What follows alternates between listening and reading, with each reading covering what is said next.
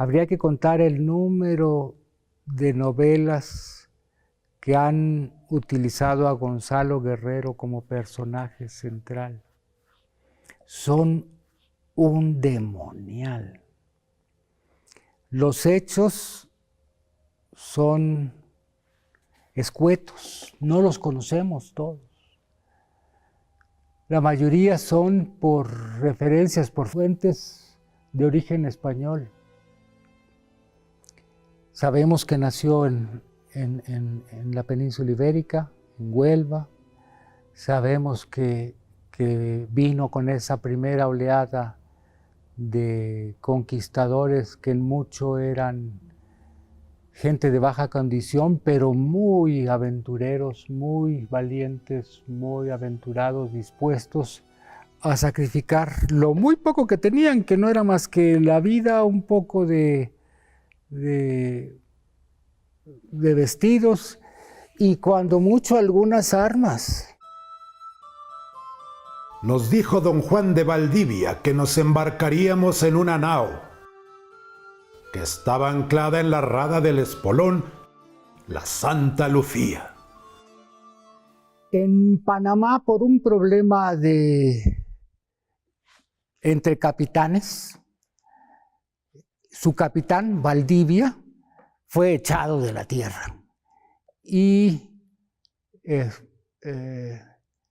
lo subieron a un barquito y lo mandaron de regreso a Santo Domingo. Iban con él alrededor de unas 15, 20 personas, que eran seguramente personas cercanas a Valdivia y marinos. Pero en el viaje al sur de Jamaica aproximadamente, tuvieron un incidente de esos tan frecuentes en el mar del Caribe, que naufragaron. La nao se abatía mucho de babor a estribor. Así estuvo la ventisca toda la noche. No amainó en nada.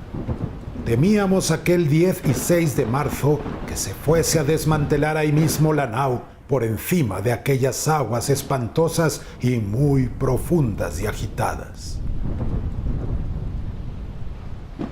Y el señor capitán Valdivia dio a grande voz y a grito abierto: ¡Va una barrica de agua! Y volvióse a la cocina y tomó de ahí toda la ración de carne seca y la metió en un cubo. Y bajaron el cubo hasta la lancha, que estaba a flote sujeta por los cabos. No era otra cosa que la ración de agua potable de la reserva que traían las nao. Aunque no son grandes estas barricas, pueden tener bastante agua. Era la época del descubrimiento de la Mar del Sur. Era la época de los conflictos entre los capitanes de empresa español, los capitanes de conquista, porque se había descubierto un paso hacia el poniente, donde seguía estando todas las Indias que originalmente buscó Cristóbal Colón. La nao se escoraba y crujía mucho. Parecía que íbase a caer de costado por cima de nuestras cabezas. Nos alejamos a 100 brazas. No pudimos mirarla por la neblina espesa que se había venido y lo tapaba todo. Se subieron todos al botecito de socorro y no tuvieron otro remedio que dejarse llevar por la corriente. La corriente ahí lo que hace es ir directamente hacia la base del oriente de la península de Yucatán y hacia allá los llevó. Naufragaron aparentemente, no tenemos la seguridad, al centro de la costa de Quintana Roo. Más o menos la zona por donde se encuentran Tancá, Tulum, Xel-Há. Y jamás supimos la suerte que tocóle a la Santa Lucía. aunque es seguro y cierto que se hundiese ahí mismo, porque las arboladuras ya habían caído junto con todas las velas que estaban en la cubierta. Y era un grupo grande de náufragos, de los cuales sobrevivieron solamente 2, Gonzalo Guerrero y Jerónimo de Aguilar. Y vínose la noche, que nada levantó la neblina, ni dejó de meterse el agua por la proa, que golpeaban muy fuerte las olas. Y así fue de vela y pena toda aquella noche. Pues Gonzalo Guerrero era un español promedio, digámosle así, ¿no? Marino, gente común que venía de España también buscando fortuna en estas empresas descubridoras que de conquista, y pues le tocó la fortuna, buena o mala, de naufragar junto con sus compañeros hacia Yucatán. Hasta que vino la hora de alba y amaneció el día. Érase limpio y despejado el cielo. Y así dimos muchas gracias a Dios y bebimos el agua de la barrica. Miramos con los ojos de mucho espanto y peor sorpresa a unos peces muy grandes que sacan el espinazo y que abundan en todas estas aguas, y que cercaron a ese desgraciado marinero, Ángel de Santa Cruz, y lo devoraron en un momento de tiempo. Y ese suceso hizo desmoralizar a todos. Estuvieron callados y meditando, o quizás rezando. La travesía por mar a la deriva, deben haber muerto algunos más, y llegando a la costa deben haber estado en muy malas condiciones. Seguramente algunos no se recuperaron. Y ahí estaba muerto, que ninguno percatóse de ello, pues parecía como si estuviera en descanso. Hasta que miró bien el señor don Diego Pérez de la Palma y lo dijo. Todos nos miramos las caras heridas por el viento y el aguacero que caíanos encima. Mientras los peces carniceros sacaban del agua el espinazo y en todo momento nos venían a la zaga. Y además hay que recordar que aunque ahora es un área turística, hasta hace 50, 60 años era un área muy inhóspita, muy insalubre. Incluso en la primera etapa de la conquista de Yucatán, la mayoría de los muertos de la empresa española fueron por enfermedad. Y amaneció el 8º día, y ya había 2 hombres muy malos de la debilidad que traían de tanto pasar hambre. Y en esa tarde del 8º día vimos una grande mancha en el horizonte del mar, en dirección de la proa, que creían todos que eran nubes y que venía otra borrasca. Y aquello que ahí se veía no era otra cosa que la tierra firme de alguno de los lugares de estas tierras. Y entrando el día, la vimos bien, aunque muy lejana. Dimos muchas gracias a Dios Todopoderoso por haber encontrado la tierra. Pasando poco del mediodía, arribamos a una larga playa con árboles y palmeras altas, y cuando la quilla de la lancha dio en el fondo, nos metimos en el agua, ganamos aquella playa y todos caímos tendidos en la arena caliente, y aunque quemaba mucho el sol, ahí mismo nos quedamos acostados y dormidos. Los primeros pueblos a los que se encuentra Jerónimo de Aguilar y Gonzalo Guerrero cuando naufragan es el de los Cocomes. Y nos tenían rodeados y estaban de pie junto de nosotros y hablaban en su idioma con grande algaraza, que eso nos despertó a todos. y así que miraron que estábamos vivos y cuerdos, nos empezaron a empujar con el regatón de sus lanzas para que nos levantemos de ahí. Y los capturan y los hacen esclavos, en realidad sirvientes, ¿no? De diferentes niveles. Algunos son sacrificados en el acto, ¿no? O sea, los llevan y los sacrifican enseguida. Entonces, aquí hay un contraste bien interesante porque siempre decían que los indígenas veían a los españoles como dioses. Los mayas nunca vieron a los españoles como dioses, ¿no? Entonces, de ahí que los sacrificaban, ni siquiera los caballos. Los caballos les llamaron la atención por el tamaño del animal, pero lo asociaron con una danta, con un tapir de gran tamaño. Por eso es que en maya se llamó al caballo Tziminchac, ¿no? El tapir del trueno, ¿no? Por el tronar de las pezuñas. Y algunos de nosotros desfallecimos por el camino, hasta que llegamos a una grande plaza, frente de uno de aquellos edificios que era el más alto y grande de todos y que tiene 4 grandes escaleras, una en cada costado, que suben hasta la parte más alta donde está el adoratorio en el que están los ídolos y que es ahí donde se hacen los sacrificios. Llegó un cacique muy pomposo. Llegóse a nosotros y nos miró de los pies a la cabeza con grande sorpresa. Y traían músicos tocando esos instrumentos raros que aquí hay y que consisten en unos caracoles muy grandes del mar y caparazones de tortuga y pitos de arcilla y flautines de caña y un tamboril raro de madera que tañen con 2 palos a manera de baquetas. Primero, pues son esclavizados, les va muy mal, todo el tiempo están pensando en cómo escaparse, sobre todo Jerónimo de Aguilar.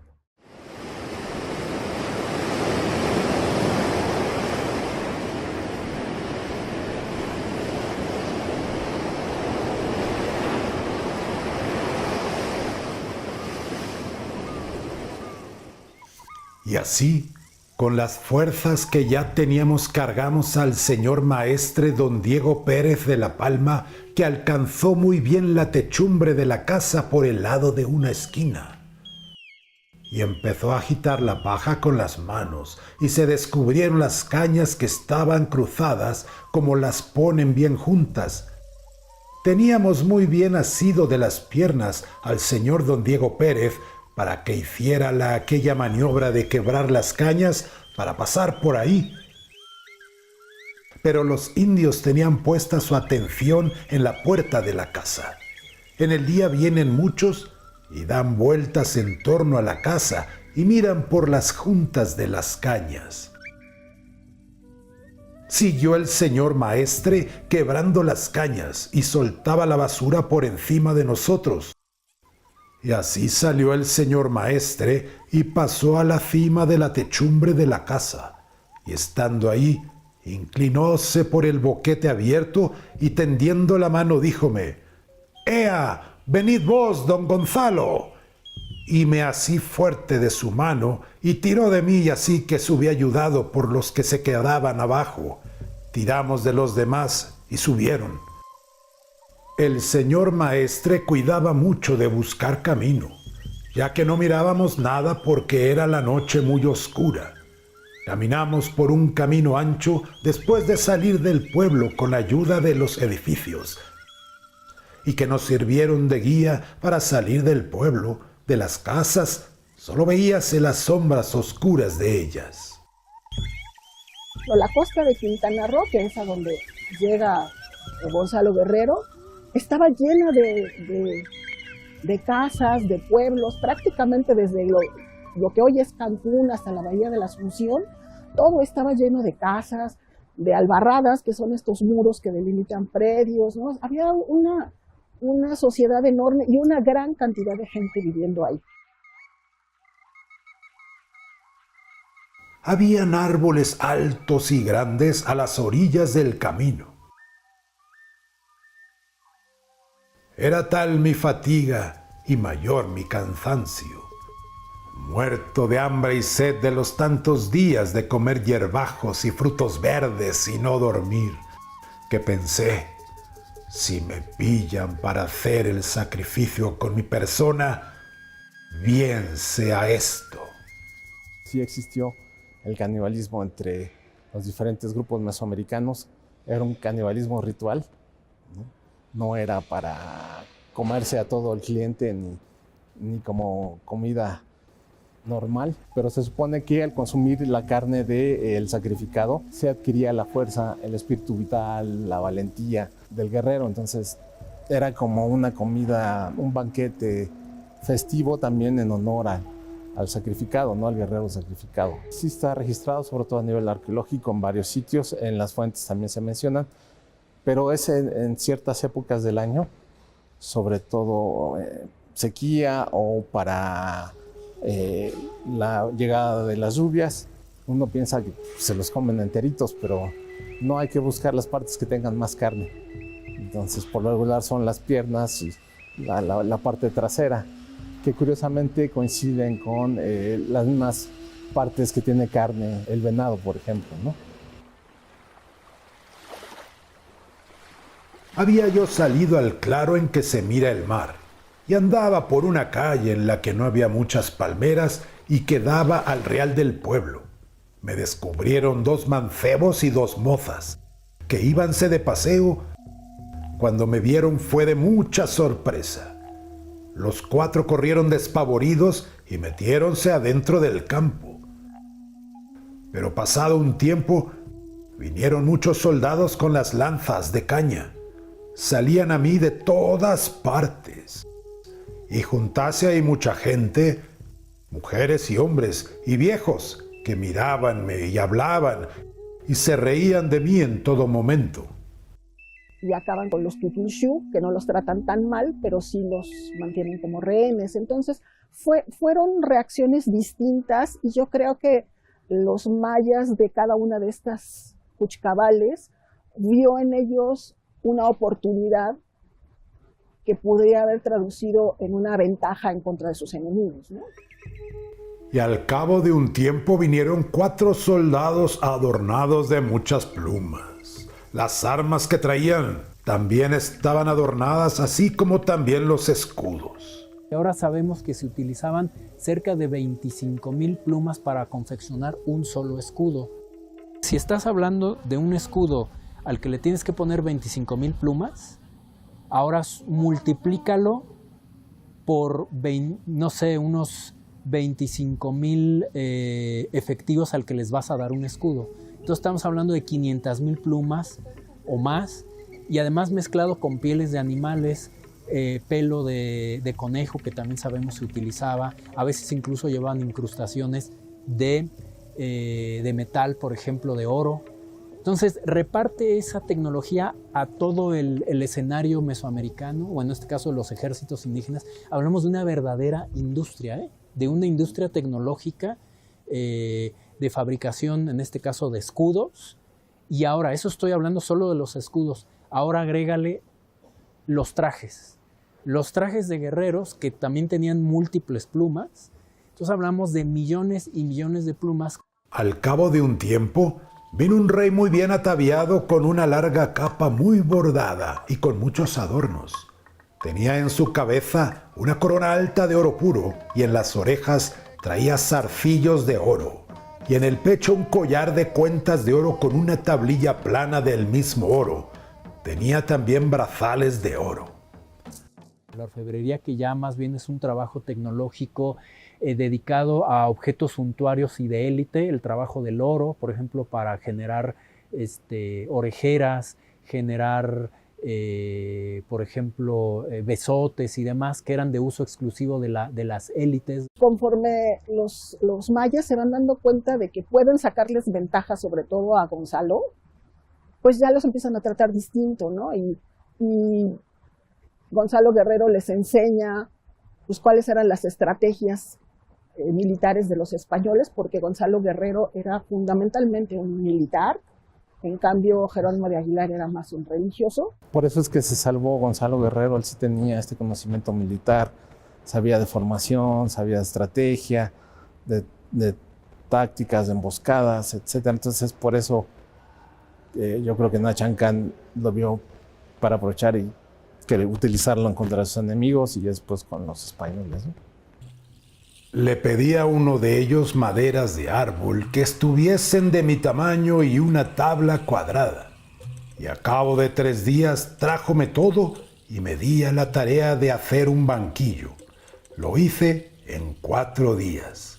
Y di el banquillo al indio de nombre Sinak-Hiu, que estábase aquí por prisionero de combate. Me dijo que no vino para ser sacrificado, que vino a servicio y que la tarea que tiene impuesta acaba en el mes de Sots que viene. Sinak sabía bien que iban a soltarlo para que se fuese a su pueblo este mes de Tsek. Y tenía todo el tiempo mucho placer. Sabía bien que iba a su pueblo con sus compañeros que estaban con él. En la mañana temprano que vinieron los capataces, enseñóles el banquillo. Les maravilló la hechura del asiento y dijeron mirándome que lo llevarían al Halach. Y yo le pregunté a Sinak quién era ese, y dijo que era un señor y que su nombre era Na Chan Can, que era el gran señor de todo aquel dominio y más. Entonces diéronme consejo que corte mis barbas, y me dio un cuchillo de piedra.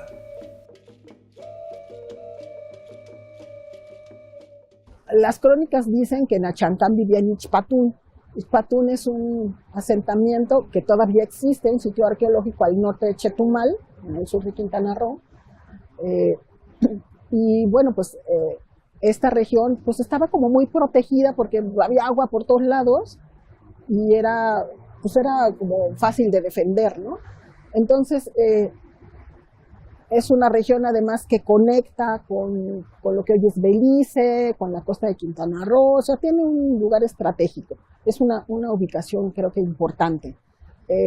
Entonces, Na Chan Can pues las crónicas lo narran como alguien sabio, con mucha capacidad de decidir, entonces pues yo creo que eso también pesó mucho, ¿no? En que la vida de Gonzalo Guerrero ya no fuera una vida de esclavitud, sino que se asimilara a la comunidad del Cuchicabal de Chactemal, que es al que llega finalmente después de andar por diferentes regiones de lo que hoy es Quintana Roo y Yucatán. Pasó el tiempo de 2 días y al cabo de ellos vinieron a mí 2 soldados que conocí de la guardia del señor Halach. Me sacaron del trabajo y lleváronme a su presencia y me bañé. El jabón érase una semilla grande que suelta mucha espuma y limpia muy bien. Así fui con los soldados a donde está el señor Halach. Estábase en su aposento. Es una grande estancia con los muros cubiertos de telas bordadas con muchos adornos de colores y el suelo cubierto de una muy grande estera con tramas de colores. Me habló el señor en su lengua maya. ¿Y vos hicisteis aquesto? Refiriéndose al banquillo. Le hice reverencia y dije, sí, señor. Y como hablé en su idioma, se rió mucho y volvió la cara para mirar a sus familiares que estaban junto de una ventana grande y larga que tiene 2 puertas de madera muy gruesa y bien labradas. Ahí estaban una mujer vieja, una niña, otra mujer más joven, un muchacho muy bien ataviado. Este joven es el hijo de Na Chan Can. La moza mayor llámase Sasil Ha. La chica llámase Expilotzili. Y el mozo llámase Ashan. Gonzalo Guerrero dio muestras de muy buenas aptitudes para ser capitán de los guerreros mayas. Conocía otras armas, conocía otros métodos de defensa, conocía tácticas distintas que en apariencia fueron de mucha utilidad para el Xalachhuinic de Chetumal, para el jefe.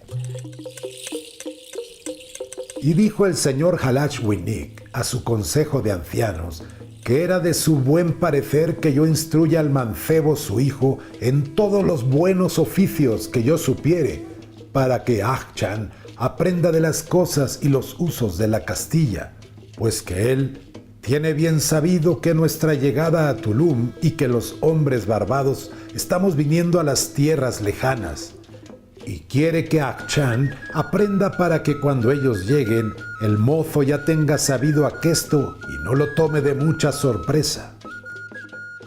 Él se colocó, se ubicó entre los mayas y tuvo la oportunidad de comunicarle a sus nuevos paisanos quiénes eran, cómo eran, qué pretendían, cómo luchaban esos intrusos. Dijo el consejo de los ancianos que era bueno que se diese al maestro de Castilla un aposento mejor que el que ahora tenía, y que me sacaran de la estancia de los esclavos y me llevaran a la estancia que está junto a la de Ahchan y que me vistieran con mejor vestido. Que haciendo aseo de mi persona, me vestí las aquellas ropas, pero saliendo de la estancia, vi de yo que se estaban sentados en la entrada de la puerta. Se pusieron en pie muy prestos y me miraron, y yo híceles señales para que entiendan que me apuraba a comer. El tiempo pasó y tómele mucho cariño, así como él hizo lo mismo conmigo, que en todo me obedecía y aprendió bien, y yo lo instruí en el arte de la esgrima. Hice yo 2 espadas de madera fuerte y dura. El mozo aprendió la esgrima muy presto. Demostró que era un buen guerrero, pero desde antes de combatir con los españoles, combatió del lado de los mayas cuando no eran más que 2 náufragos los que vivían en la península. Y ya estaba haciendo la guerra. La hacía entre grupos distintos de mayas. Pero en cuanto llegaron los españoles, es muy claro que Chetumal en dos ocasiones, ya con Gonzalo Guerrero entre ellos, rechazó entradas españolas de conquista. En un caso, Montejo tuvo que seguir su camino. Los mayas tenían una profunda devoción por el mar porque les daba pesca, les daba sal, les daba muchas cosas. La región estaba organizada de manera que mucha de la economía estaba centrada justamente en la economía marítima, ¿no? Había puertos de intercambio en toda la península y se comerciaban productos muy lejanos, por ejemplo los de Nito y Nato en Honduras, o cosas del centro de México, de la costa del Golfo, pero también cosas regionales. Algunas canoas eran fabricadas con la madera de la ceiba. Seguramente debieron de haber sido para los Xalachhuinic o para los bataves de mayor jerarquía, o los guerreros de mayor jerarquía, por ser un árbol sagrado. El sistema de navegación maya pues, es de cabotaje, de ir con canoas de un puerto a otro relativamente cercanos, entonces nunca se alejaron mucho. Bueno, se cree algunos que llegaron eventualmente algunos a Cuba, algunos a lo que hoy es Florida, pero bueno, deben haber sido situaciones circunstanciales, no había una ruta de navegación hacia esas regiones. La canoa es un vehículo perfecto para cruzar ríos y después para salir a la costa. Ahí el arte de la canoa está en cómo la empleas, en tu capacidad de navegación. Y es muy interesante cuando me refiero a estas dos miradas de sociedades náuticas que se reconocen en el otro, están reconociendo en el otro una tecnología y la están adecuando a sí mismos, a sus necesidades. Pues los primeros contactos que empiezan en el mar, que lo tenemos muy claro con Colón y sus diarios, quedan muy impresionados con estas canoas porque eran embarcaciones muy grandes, hechas de un solo tronco, es decir, eran canoas monóxilas, con mucha gente a bordo remando y con una destreza impresionante para moverse y acercarse. Pues a partir de Colón nos enfrentamos a la primera gran globalización y quizá a la más profunda. Para modificar el argumento y separarlo del que se fue volviendo el concepto de globalización, prefiero hablar de mundialización. Pero me parece que tanto vino de allá como de aquí fue para allá, ¿no?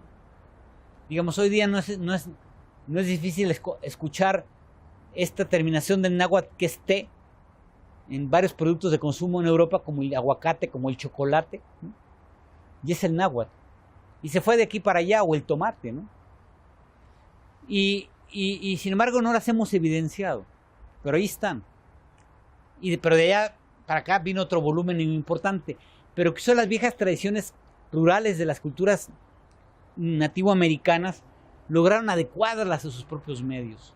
No las leyeron como tan ajenas, y no les fue problemático incluirlas en su modalidad.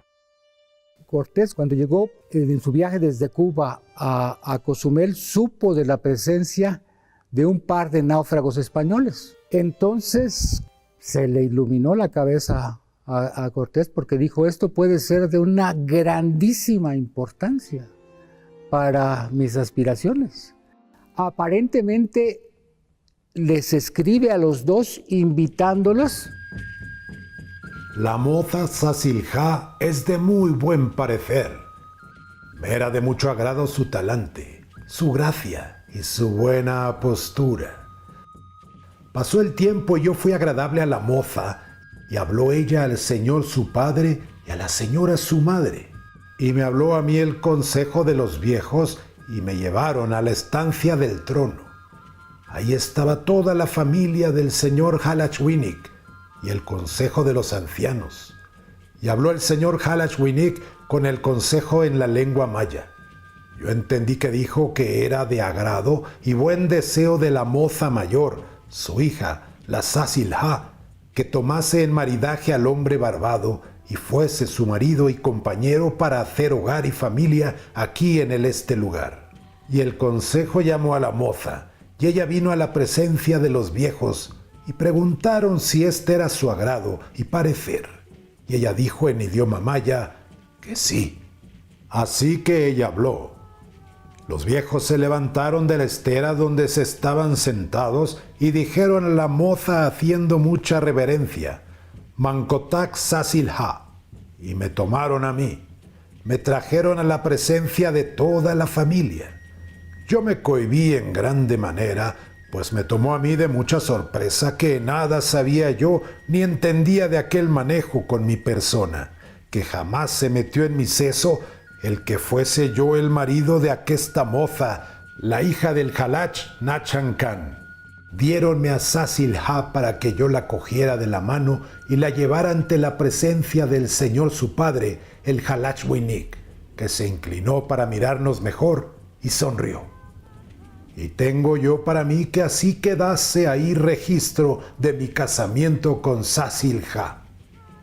Si es esta la buena voluntad del señor su padre, Nachancán, y es la buena voluntad de toda la familia, yo estoy puesto aquí a mucha obediencia.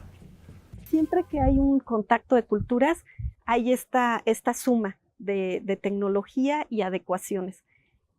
Y entonces nosotros podemos hablar de mestizaje, de un mestizaje náutico. Podemos pensarlo así, ¿no? De dos sociedades que están vinculadas con cuerpos acuáticos y que están integrándose de ambos lados estos conocimientos. Y vino el tiempo en que tengo que ser casado con la moza, que es la moza más principal de este pueblo, por ser ella la doncella, hija del grande cacique de toda esta tierra. El lugar es muy grande, y en nada hay aquí cosa que falte a nadie. Hay grande abundancia de comida y bebida, y mucho atavío para toda la gente. En nada hay aquí pobreza o miseria. Todo va bien y de mucha prosperidad y buena vida. Regresando a Chetumal, ahí supo Montejo que tenía un paisano, que tenía un compatriota, que era precisamente Gonzalo Guerrero. Entonces también, ni tardo ni perezoso, lo invitó a unirse a su empresa, a su armada, a su empresa de conquista. Y le ofreció el oro y el moro, le iba a dar un puestazo. Pero resulta que Gonzalo Guerrero, por segunda ocasión, la primera con Cortés, la segunda con Montejo, rechazó esa proposición.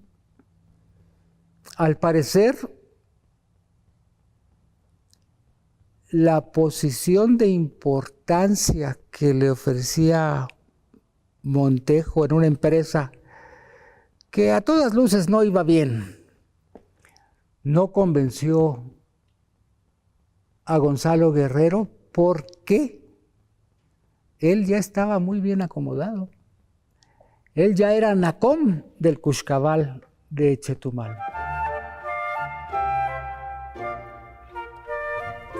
Y pasó el tiempo que me estoy con Achán. Aprendió muy bien el trabajo de carpintero, así como yo me di las mañanas para enseñarle lo que sabía.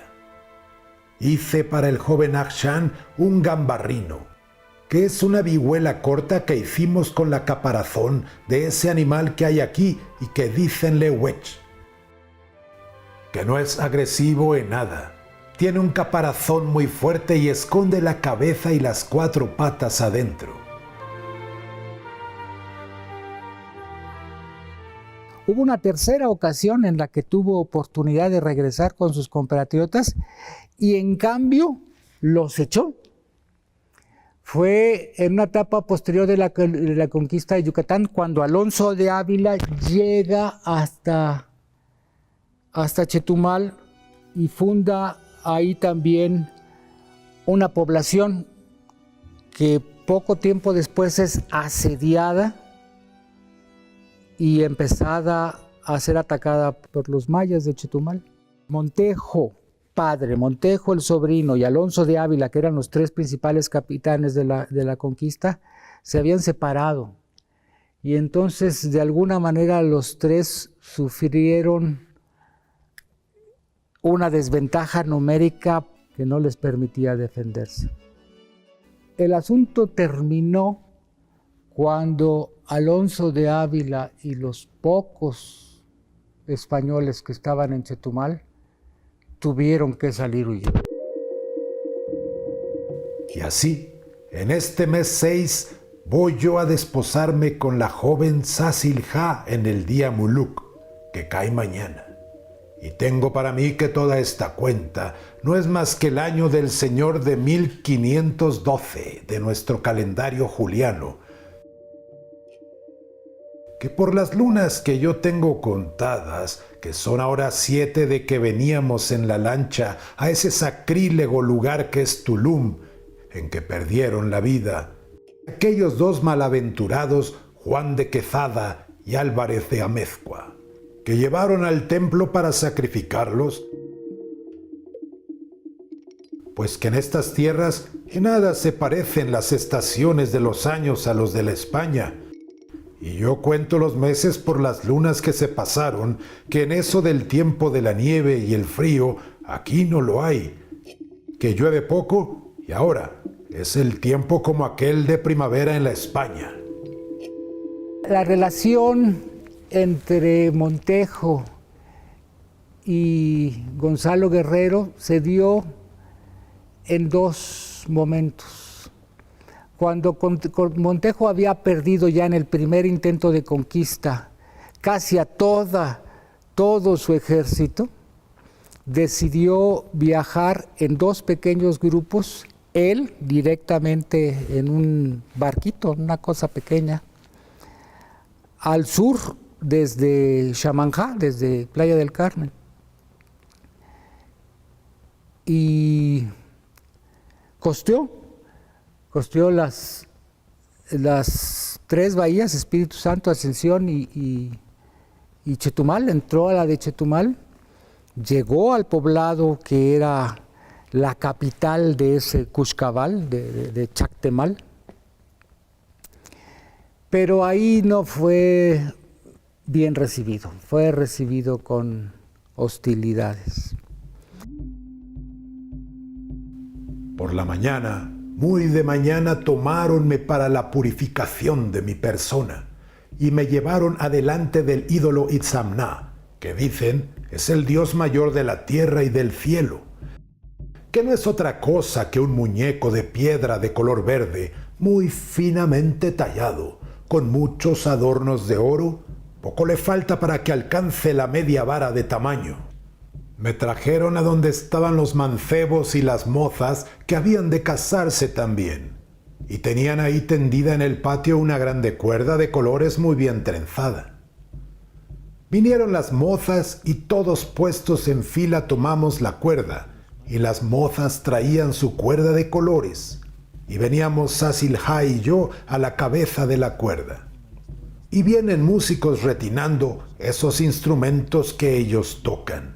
Dos de esos músicos traen gambarrinos que yo hice, junto con Achán, y retiñen también, que alegran más la música. Gonzalo Guerrero tuvo por lo menos 2 o 3 ocasiones de reunirse con sus paisanos. Sus paisanos se lo pidieron, Cortés se lo pidió, Montejo se lo pidió, y él decidió permanecer entre los mayas. Pues es un hombre excepcional para su tiempo, al renunciar a lo que conocía, a su mundo, a su religión, a su concepción del mundo, y adentrarse en la vida del pueblo maya, no solo quedarse ahí, ser parte de la comunidad, sino casarse, tener hijos, transformarse en maya, ¿no? Porque se perfora la nariz, se pone tatuajes, se deja el cabello largo, se pone orejeras, entonces pues se convierte en uno más, ¿no? Entonces yo creo que eso lo hace en un hombre extraordinario, porque pues fueron muy pocos los que tomaron esa decisión, ¿no? La mayoría, principalmente su compañero Jerónimo de Aguilar, en cuanto tienen la oportunidad de regresar con Hernán Cortés y su gente, pues salen corriendo, ¿no?